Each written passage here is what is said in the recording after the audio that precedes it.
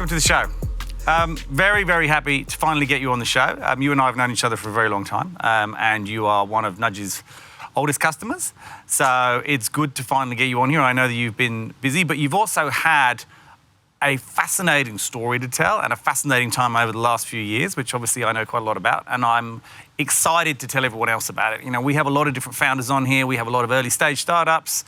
I don't think we've had anyone that's had quite the journey you've had, so which is good, right? And that's why you're here. And I think our audience will love it. So why don't we start off by you explaining Mint payments and the sort of story behind that. You don't have to go through everything, but kind of why it came about, how and why you founded it with your brother, and where you are now as a business. Why don't we just kick off with that? Thanks, Steve. Thanks for the invite on the show. Pleasure. Well, Mint. Well, we're Mint Payments. Well, we're a payments company or payments business that essentially helps businesses to accept payments and also to help them, facilitate end-to-end payment transactions from receiving payments from their customers and also paying out to the suppliers as well. So it didn't start off that way. We started off about 11, 12 years ago. Long time ago. One of the probably more experienced fintechs in the market right now. And essentially we started off the business really, my brother and I were both working in our corporate lives. Yep. Myself, I was a management consultant prior to founding Mint. Thought, starting a business, how hard could it be? That's what I first thought. Andrew as well, my brother and co-founder. Also, how hard could it be working with a brother as well, with a family member? And he was working for a telco at that stage. So the idea came about largely something quite simple. It's the penny dropped when it says, look, I was consulting for Telstra at that time, and we were implementing a mobile payment solution. And you would think that, back in, I guess 2009, is that right? Yeah, seven, eight, yeah. So around that time, it was the era of the Windows devices. No, Apple wasn't known for smartphones back then. That'll scare half our audience who don't know without Apple, but yeah, that's right. I remember. And Blackberries. You remember Blackberries? I do. I had many a Blackberry. And so Blackberries were the popular devices. Many keys. That's it. and telcos were there trying to build applications. Yep. Now I guess, with obviously, as you know, everyone's building applications and putting them on smartphones. But for businesses, Telstra wanted to build an application for their field service people or field sales people to essentially record what they were doing. Yep. And in order to take payment, they had an FPOS terminal. And they were basically carrying on two devices. Mm-hmm. So we were figuring out, look, this doesn't really solve the problem, which is how do you get, an application that records what they actually do and then take a payment on the same device rather than paying for two devices. So that was the problem we were trying to solve. And then when we looked more into it, small businesses there was just a big issue about 12 years ago for businesses essentially trying to get a payment solution or payment device from a bank. You had to go through, writing business plans and giving your I guess your firstborn to essentially took ages. Right? Ages. Yeah. So the way things are, and it was just a big problem for a small business to take payments. So the history was that, well, look, my brother and I said, look, there's something in this. How do we build an application on a mobile phone to accept credit card payments? And you had no tech background, right? Not really. Not really. Not much. Playing games does not count. Not exactly. Yeah. So actually, my wife asked me the same question last night and said, like, didn't you do engineering? Or I said pretty badly, but I know enough to be dangerous. So no background in tech, but we said, look, why don't we look into it? We raised a bit of capital from family and friends, and build a prototype for it. It got quite a bit of interest from some of the telcos. Yep. And we basically raised some capital on the ASX and So you floated straight away, is that right? Or yeah. not straight away? How long? How long? Oh, was it? probably a couple of years before we ASX. So, I mean, payments is a very capital-intensive business. So, and highly regulated. You know, you've got to certify everything. You got to make sure you're handling people's money essentially. So you've got to make sure that you've got significant amounts of capital to ensure you build the product in a compliant way. Yep. So compliance is always the word people use to scare other startups away from that. So look, long story short, Mint started off with an idea to help businesses to accept payments on a mobile phone. And that's where the journey started. And the long journey of getting our product compliant to the Australian standards, and payments is very complex. It's very highly regulated, and it's different in every market worldwide. So we had to navigate our way, and we made a lot of mistakes along the way, but we also learned a lot as well, which I think helped us shape our business today. So that was how it all started. So where is the business? 11 years, Yep. and you've been through a variety of different iterations throughout that. Yeah. Where is the business now? Where is Mint Payments now? What's happened in the last 12 months? Yeah, look, I mean, 12 years is a long time. So, I guess when you're building tech from the ground up, especially in a regulated environment, I sort of split Mint's history in three parts. The first part is the build. Yep. And essentially also the market we were probably too early for market acceptance. Just remember BlackBerry and Windows days. So we were too early. You were the first fintech, I reckon. Yeah, we were pretty, we were the fintechs before the fintechs became a... Let's call you the first fintech. Yeah, first fintech. And the second iteration of Mint, or the pivot, was essentially, now the product was built and is certified, was essentially, how do we get the product out there? So we went through a licensing, a distribution model where we were licensing our tech to banks, large accounting software systems, big distribution partners. And the third iteration where we are right now is essentially going out on our own, acquiring merchants, getting to know our customers, going straight to the end customer and letting them use the technology that we've built over the last 11, 12 years. So we still have customers that still use us today, 11, 12 years ago. Amazing. Yeah, which is we're very thankful for our customers. But I guess what we've learned along the way was that getting closer to the customer was really important. And I think more important these days, especially with a lot of technology companies cutting out different channel partners or essentially different barriers to getting to your end customer that uses your product. Yeah. So that's where we are now. We're very focused on verticals. We're very focused on going direct to the customer and solving all their payment needs, paying in and paying out as well. And is there an industry that you're focused on at the moment? I know you've had a few changes, in recent times, but is there where is the, because there's payments everywhere right now, and payments, fintechs everywhere, and payments on mobiles everywhere. Yeah. So do you have a niche, or are you going for corporates? Are you going for small, medium? Where's your sort of target market right now? Yeah, so our business, I mean, you look at the historical part of the business. If you remember, I mentioned that we used to license our tech to banks. So corporates and enterprises, we white label, we power some of the most well-known bank brands and large distribution businesses that are household names. White labeled essentially for the bigger brands. So I would say probably about now 40-50% of our business is largely servicing those enterprise, big corporate brands that are using our tech. So if a business in New Zealand, for example, wouldn't know that they're using Mint's technology. Yeah. So the Bank of New Zealand is a customer of ours, and they've rolled out 10,000 terminals or to businesses using our technology. There's no Mint branding on that. So we sort of sit behind the scenes. But the niche, but we had a really good look at ourselves 2 years ago and said, look, we don't want to be. We've got the technology as any large global payments company. But how do we differentiate ourselves from a very cluttered, crowded market where essentially a lot of the probably well-known brands provide the same sort of service? Yep. So we really looked at it, and we spoke to our customers as well. We spoke direct to our customers and said, why did you pick Mint? And I guess a lot of the service elements, a lot of the fact that we cared about what their business was about. Yep. Whereas if you went to more of a much bigger payments business, you're sort of on the phone a lot of time. So that was one element that we got back from our merchants or our business customers.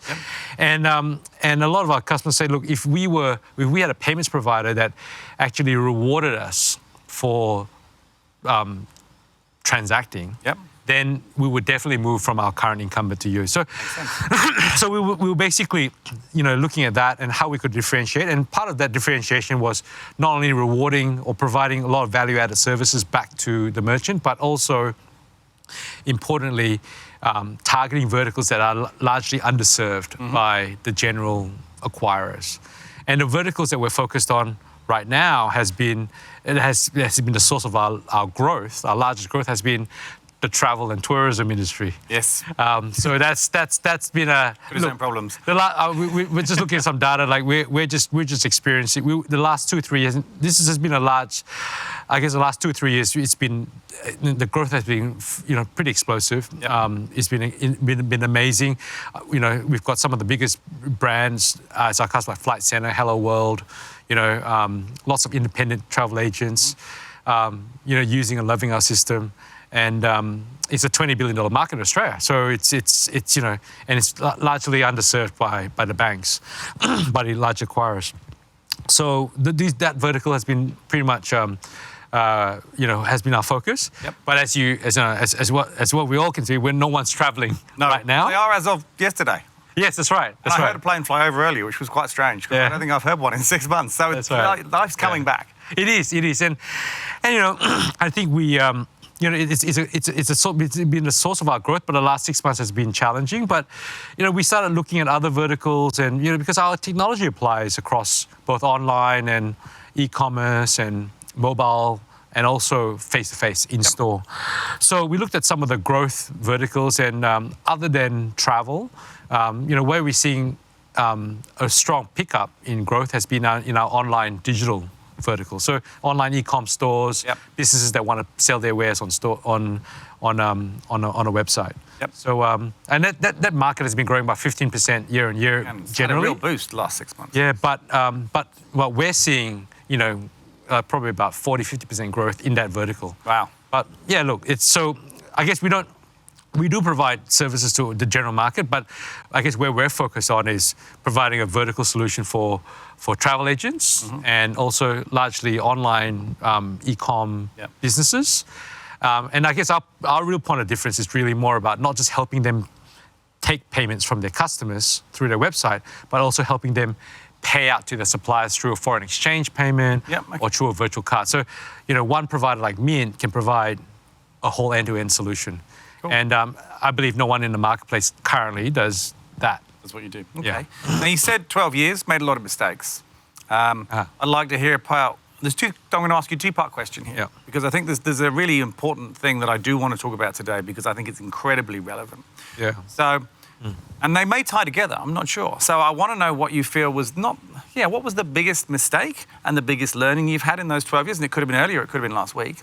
And I also want to touch on the fact that we have a lot of founders on here that are charging towards an IPO, and you IPO'd after 2 years, and obviously in the last 12 months or so, you've delisted, you've come off the stock exchange. So, which is the opposite of what a lot of people want to do. And I think it would be really interesting to hear, and maybe that ties into the first question, I don't know, but interesting to hear why you've done that, the thought process, and the benefits of doing that. So you can answer those however you see fit. Yeah.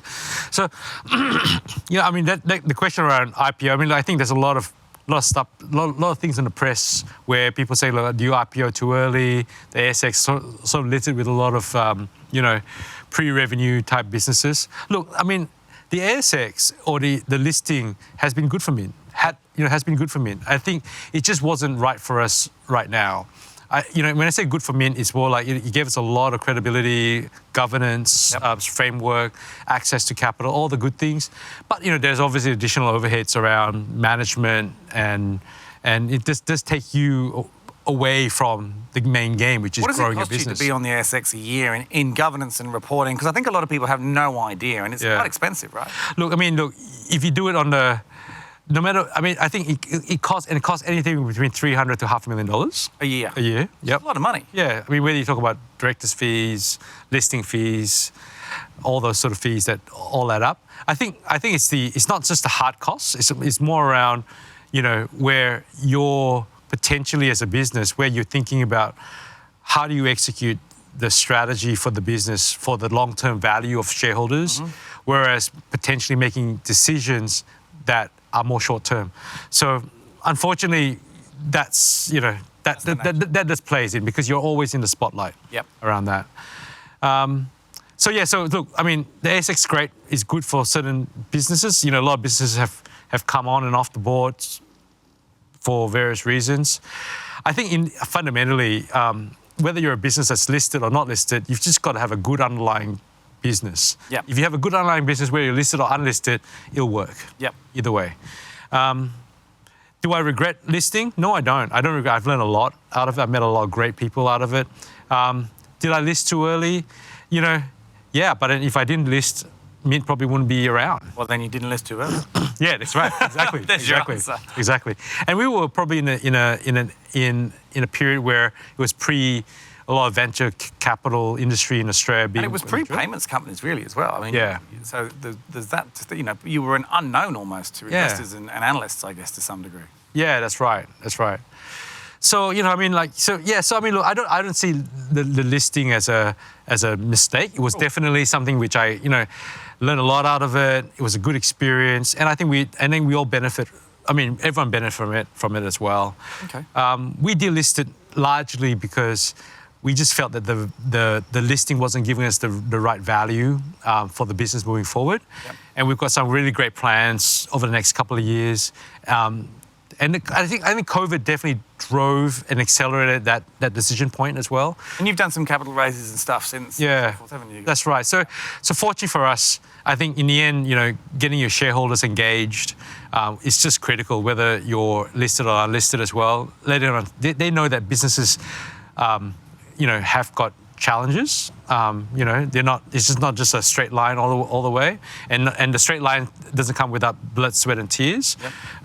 And as long as the shareholders are transparent, and aware of that, and they support you, and they see the underlying, I guess, goal at the end of it, and then I think more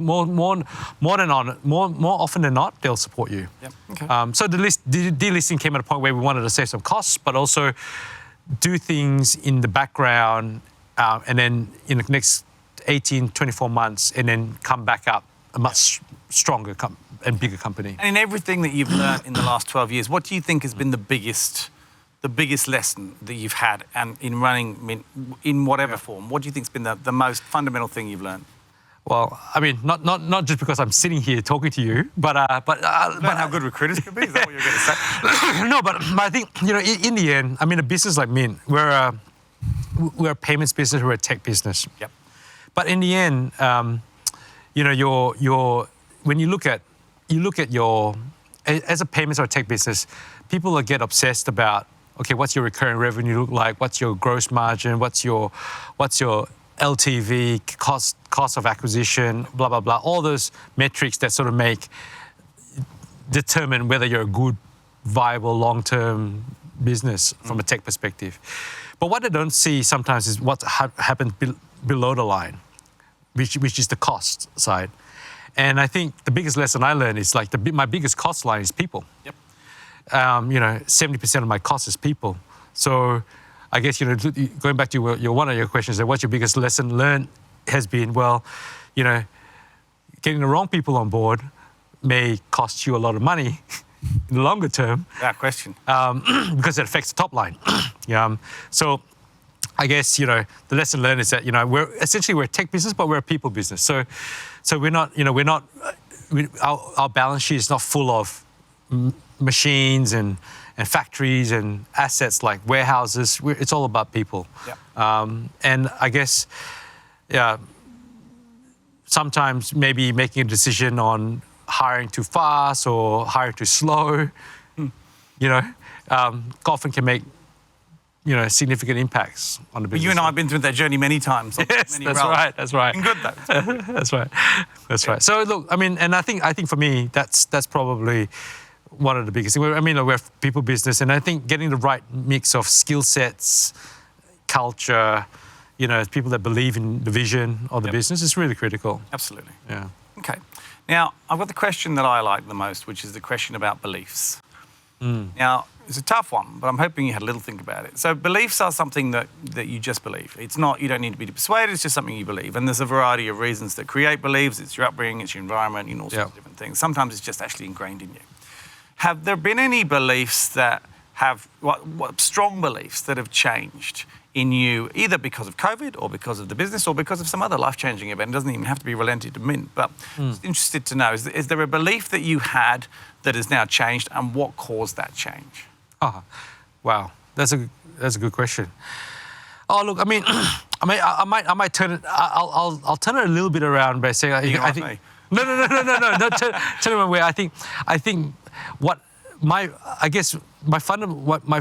one of the strong beliefs for me is that, in terms of what I look in people, and what I say to all the people that work with me is that, you're all part of it. We're all working for the company. We're a family, essentially. Has that changed? No, it hasn't changed, because that to me, I'm happy for that, because despite some of the challenges I've had with people, I trust. I want to give everything to the people that work with us, and hopefully vice versa as well. So it's in a way, I founded a business with my brother. Some people say family businesses are not great businesses to work under, but sometimes working for family businesses are great environments to work under as well, as long as you've got a fair and honest and trusting system across both sides. So that hasn't changed. So I guess I'm turning around by saying that hasn't changed from my belief. I guess it's an important. I would attest to that with you. You're a very trusting person. You are. It's in nature.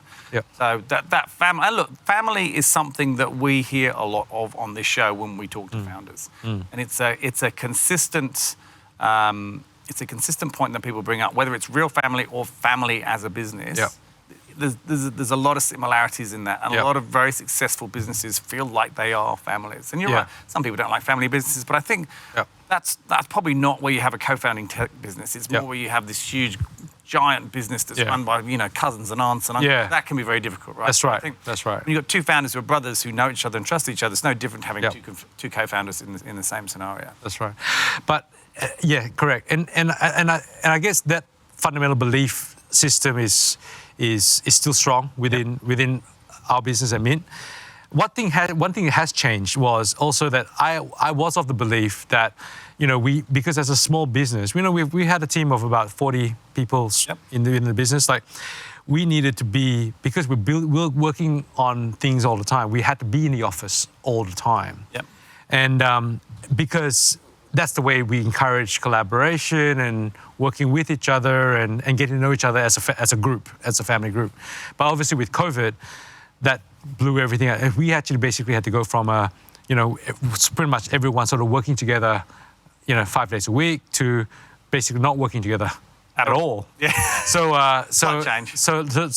now we just had to leverage, Teams, Zoom, calls, everything. So it was the belief system but it actually helped the fundamental core of trust. And then in the end, what's changed for me was that, look, we can actually still grow and be a family and be collaborative, but in a very flexible working environment. So basically, we don't have to be on top of each other all the time. We can work away. As long as everyone communicates, communication is the key to do that. And that's sort of, over the last 6 months, helped change my belief in that. Okay, so now we've sort of implemented a flexible working arrangement that sort of works for Mint, because I don't believe one model fits all. I agree. I think all businesses have to adapt to this in their own ways. And there are some businesses, and you and I have talked about this, where you do need people together a bit more than others, because there's a transfer of knowledge happening, and there are others where they don't, and there's different roles and so forth. And I think the problem we had in the past is, as a society with remote working, is some people were allowed to remote work and others weren't, and people didn't understand and didn't think it was fair, and so everybody had to have one rule, and one rule wasn't right. And I think what people now realise is it's not about being fair. It's that certain roles need to be together, certain roles don't, some more, some less. And I think everybody understands that now. So everybody is much more open to a realistic work from home problem. And it's not, policy, it's not a one rule for all. And I think that's right. And I think founders understand that now. And I've seen partners of law firms who are, probably in their 60s or 70s who would never dream of not having their sort of guys in there at least 490 hours a week. To now going, why didn't we work from home years ago? So I think it's been a fascinating thing. And I think the founders have realized it. I think the founders probably already knew, or the business owners already knew. But I think now it's not such a hard sales job to explain to people why the policy is the way it is. And you're right, each company has to do it their own way in the way that's right for them, which is awesome. We've all matured like that. It's been forced on us. I agree. And I think that was probably the one thing that changed my belief in saying, look, it can work. But the thing is that how it worked, we've just massaged it to a point where it feels right for us. And when we announced it to the team, probably about a month ago, say, hey, this is what we're going to do now. Make it official. Everyone's going, yeah, great. Yeah, it wasn't like, oh my God, It was like, yeah, this sounds good. It felt right for me. And will you keep reviewing that, obviously? Yeah, it will. I think it's. We went through. We'll definitely keep reviewing. But I mean, at the moment, it's just something which everyone's doing now, and everyone seems to be really happy with the arrangements. So the arrangements were largely, we would happy for you guys to come into the office, 3 days a week, or more if you like.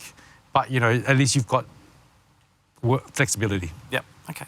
And what's the plan for Mint sort of now in the next, let's say 12 months? Because I'm sure you've got a longer term plan. But what's the immediate plan?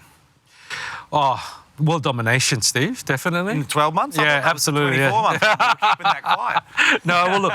Essentially, we've got a lot on. I mean, we've got so much on. I just came up from a exec meeting where obviously you know a few of those guys. I do. And I think that the look in terms of really executing or delivering on the vision of the business is really, we want to be the chosen payments provider that SMEs go to for how they get paid and how they pay out. So essentially, we've got the get paid element sorted out, but the next 12 months it's all about really delivering more value to our merchants by delivering better products in things like foreign exchange products, virtual card products, direct debit. We just got all these things that we want to plug in. Yep. And the next 12 months will be a lot about, we've got a plan where travel, although how decimated that industry is, it will recover. We're seeing people recover right now. Yep. We really want to look after our customers as well. We're talking to these travel agents, and these travel agents are hurting. But what they're looking at now is, how do I save my costs? How do I improve my business? And this is a really great opportunity for me to get more of these guys on board. And we had 400 travel agents pre-COVID. Now we've got about 550, 600, and they will remember who helps them during this time. I will. I agree. And I hope that's what we're going to do. We're just going to be acquiring more merchants, hoping the market will recover, and also building better products. Cool. I'm going to change it up a bit. I want to talk about you a little bit. Okay. So we asked this question because it's very popular with the viewers, because there's a lot of podcasts out there. Not that many YouTube shows, but there's a lot of podcasts out there. There's a lot of books out there. And if you're looking for something to inspire you or read, it's hard to know where. So hearing what other people have read and liked in the past is great, and people love this. So have you got a book that maybe impacted you greatly? And are there any podcasts that you are listening to or watching at the moment? Look, I mean, I was going to look up podcasts, but I don't. No. But I don't read. I don't listen to podcasts. Unfortunately, with two kids and lots of a dog, it's like full-time. Once you get the dog, you're right. But I do read. But I prefer non-fiction books. I mean, like, other than but downtime for you. It's downtime for me. When I go on holiday, I read these books. But I guess the business is a large part of my life. Yes. And becoming a better business person and helping run a better business, because a lot of responsibilities running a business, because you got lots of people that depend on the business being successful. And people forget that business owners are responsible for not just their staff, but often their staff's families. And that can have quite a big burden on a business owner. And I think most people who haven't been a business owner have no idea what that feels like. And I think it's something that we should talk about more, because I don't think people appreciate how much of responsibility there genuinely is, and you definitely should feel. It's a very good point. Yeah. But I really enjoy what I do, because I like growing and building things as well, and seeing things develop. So I guess I read non-fiction books. Some of them are great, some of them, but one of the better books I've read is actually a book by Jack Welch called Winning. Yes, actually, and it's an old book. I've heard of it. I haven't read it. But they say it's a management book, but you know what I like about Jack is that when he tells you about his experiences, it's very conversational. It's like you're in the head of this one of probably the best CEOs in history, and when he talks to you about how he started and everything he made mistakes on, how the tough decisions he made, you sort of try to relate to it in a small way in your little world. You got the GE CEO, and then you got a little mid-payment CEO. But the challenges and the problems that he's solving are similar to yours, but in a very different scale. So I saw that was a really good book. Cool. All right, last question. You have been growing during COVID, I know that, because we've been involved in growing right now. Yep. So I guess for anyone, and we'll split this question into two, because I think there's two parts to this. So first up, if you're thinking about coming to work for Mint Payments, or if a role comes up, or if we approach you about a role at Mint Payments, in your eyes and from your mouth, tell me, why would someone want to come and work at Mint Payments? Why would you not? I mean, clearly, after what I've been saying. But no, look, I mean, Mint is one of, I mean, look, in terms of fintechs or startups out there, people, if you like to work for a business that is still evolving and growing and trying to find its absolute, and just basically find my, what's the word for it? It's the repeatable, the hedgehog moment, essentially. Yes. If you're trying to find, we feel that we've got that strategy. You're on the right track. Right track from a strategy perspective. But if you're looking for a business that's still establishing itself and become a very strong global payments player, then Mint's the one for you. And you want to be global, right? Oh, absolutely, yeah. Absolutely. So we're always looking for what we want to be in 3-5 years time. But on the other hand, those are big ambitions, but we work in a very flat structured organization, so access to everyone is there. And one of the things that I share with you, my beliefs, is that people are important. So the business was co-founded by Andrew and myself. No one else in the business is family, but we want to treat everyone as a part of family. So we all work hard together. They say play hard, but essentially we get rewarded together. You've got a pretty epic team right now. You really do. I mean, it's when you look at your team, it's. I'm not just saying that. Yeah. You're involved. But no, but you do. I mean, I look at it and I go, you've managed to get some really awesome staff on board. And the difference is that I think behind everything is that they really care about the success. They're fully invested, aren't they? Yeah, they care about the success of business. And I think if the business is successful, what my belief is that if the business is successful, then we all are successful in our roles, individually, collectively. And I think if you have that as your guiding light, then, it's a recipe for success. Okay, and on the other side, let's talk about merchants. If you're a merchant and you're looking for a new payment provider, why would they choose you right now? What's your sales pitch when you get in front of these merchants? You just get a better experience. I mean, everything's better with Mint. That's it. Everything's better. Look, put that up. Look, I mean, in the end, especially it's the merchants for payment providers. Most people, they all come down to economics. Is it you wouldn't move if it's more expensive, but or sometimes you would. But the thing is that if you want a much simpler a better experience, something that can take you across multiple markets, across multiple payment channels. Because right now, as we've all experienced, just because you have a bricks and mortar store doesn't mean that that's the only way you're going to pay, because now bricks and mortar stores are now reinventing themselves online. Yep. So, Mint can basically help businesses to take payments however they want, wherever they want. I like that. You nailed that. Whenever they want. Beautiful. What a great way to finish. All right. Should have got you to look at the camera when you said that. Alex, thank you so much for coming on, mate. No problem. As you know, we've known each other a long time. I've really enjoyed working with you guys, and I do believe your team right now is so awesome, and I think you're just not finally on this trajectory that is so clear. It's great. And thank you, Steve. You've been actually. If we look back 2 or 3 years from here, and I think where we hit our goals, I think a lot of that has to do with the people. I hope so. Thanks, Steve. Thanks, Alex. Cheers.